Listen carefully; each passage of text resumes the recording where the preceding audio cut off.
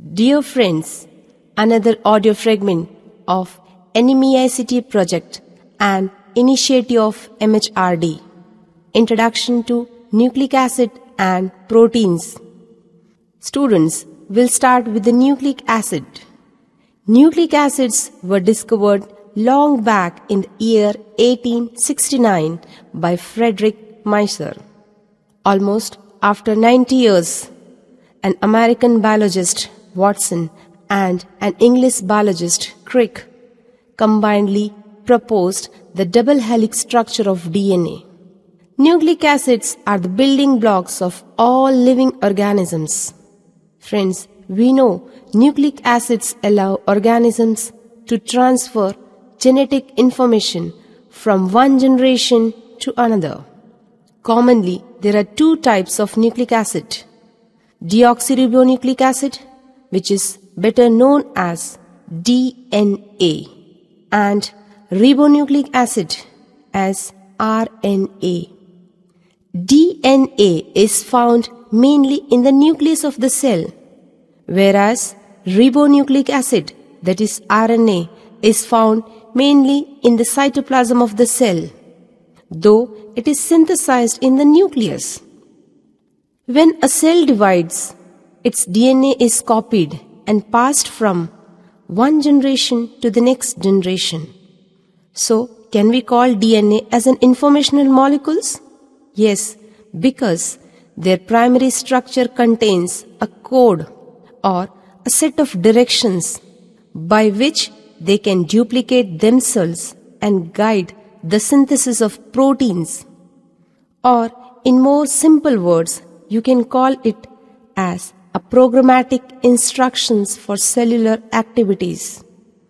When organisms produces offspring, this instruction in the form of DNA are passed down, and RNA is involved in the synthesis of protein. So, together with proteins, nucleic acids are the most important biological macromolecules. Each is found in abundance in all living things, where they combinedly functions as encoding, transmitting, and expressing genetic information. All nucleic acids are made up of same building block, that is nucleotides. These nucleotides are made up of three parts which are covalently bonded together. These three parts are the very important one, pentose sugar; the second one, a base that has a nitrogen atom; and the third, an ion of phosphoric acid known as phosphate. But when a base and sugar is combined, it is called nucleoside. Which are the sugars of nucleic acid? The first important component of nucleic acid, 5 carbon containing monosaccharide, we call it as pentose, are found in the nucleic acid structure. RNA contains D-ribose, while DNA contains deoxyribose. Ribose and deoxyribose differs in structure at carbon 2 of the pentose ring. Second component of nucleic acid, that is base. The second important component of nucleic acid, bases. The nitrogenous bases found in the nucleotides are aromatic heterocyclic compounds. These bases are of two types, purines and pyrimidines. Purine has both a 6 and a 5-member ring, but when you see pyrimidine, it has a single 6-member ring. Purines are named in the anti-clockwise direction, while pyrimidines are numbered in the clockwise direction. Cytosine, thymine, uracil are the types of pyrimidine, whereas adenine and guanine are the types of purine. Although both purine and pyrimidine rings have one 6-membered components with 2 nitrogens and 4 carbons, the purine and pyrimidine are not related metabolically. That means they have a different pathway for the biosynthesis and the degradation. The third component of nucleic acid, phosphate, a major requirement of all living cells. A major requirement of all living things is a suitable source of phosphorus. One of the major use for phosphorus is as the phosphate ion, which is incorporated in DNA and RNA. So all these three components make nucleotides. But how this nucleotide polymerize to form DNA? A strand of DNA or RNA contain nucleotides which are covalently attached to each other in a linear fashion.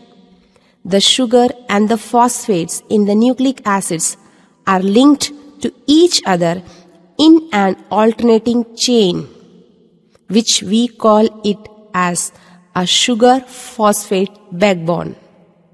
The bases project from this backbone, and the backbone is negatively charged due to the negative charge of phosphate groups. Second important structural feature is the orientation of the nucleotides. The carbon to which phosphate group attaches are the 3' and at the 5' carbon is attached to the sugar. So, the ends of nucleic acid molecules are referred as 5' and 3' Now let us see the famous Watson and Crick model of DNA.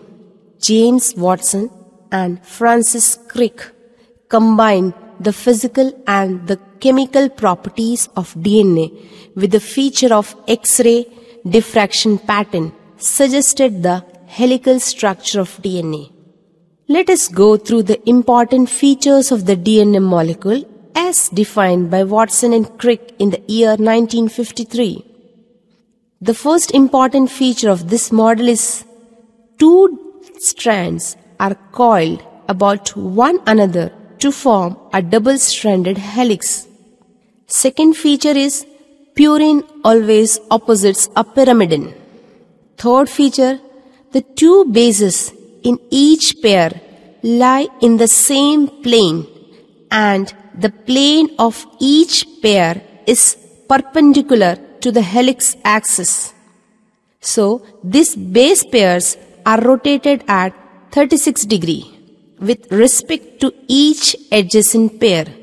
So, you can say that there are 10 pairs per helical turn and the diameter of the double helix is 2 nanometer. Another feature is two external helical grooves are formed.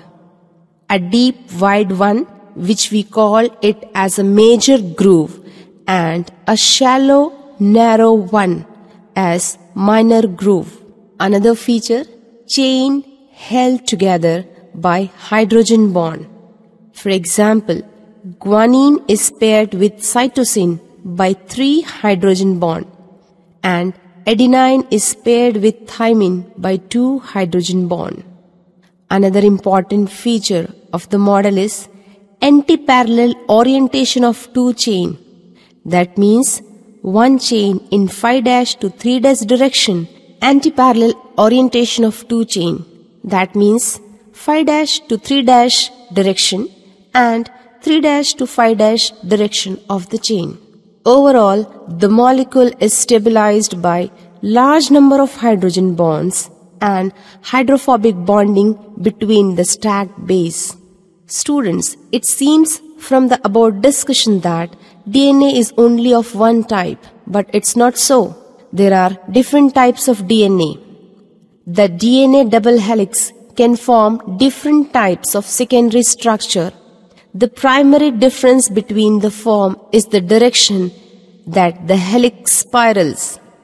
aDNA, bDNA, cDNA and zDNA. Basically, they are divided into two groups, A, B and C. They are having right-handed helix, whereas Z has left-handed helix. Among all these four, B is the predominant form that is found in all the living cells. Under certain conditions, the two strands of DNA can twist into aDNA and zDNA, which differ significantly from the bDNA. In addition, the helical backbone in zDNA appears to slightly zigzag as it winds itself around the double helical structure. The numbers of base pairs at 360 degrees centigrade turns are 10.9, 10 and 12 in aDNA, bDNA and zDNA respectively. In bDNA, the basis tends to be centrally located and the hydrogen bonds between base pairs occurs relatively perpendicular to the central axis, whereas the bases in the eDNA and zDNA are substantially tilted relative to the central axis. The ability of the predominant bDNA to adapt aDNA and zDNA conformations depends on the conditions. For example, aDNA conditions occurs under the conditions of low humidity, whereas zDNA is at different ionic strength medium. For example, at high ionic strength, formation of zDNA conformation is favored by a sequence of bases that alternates between purines and pyrimidines. But if you take a lower ionic strength, the methylation of cytosine bases can favor zDNA formation.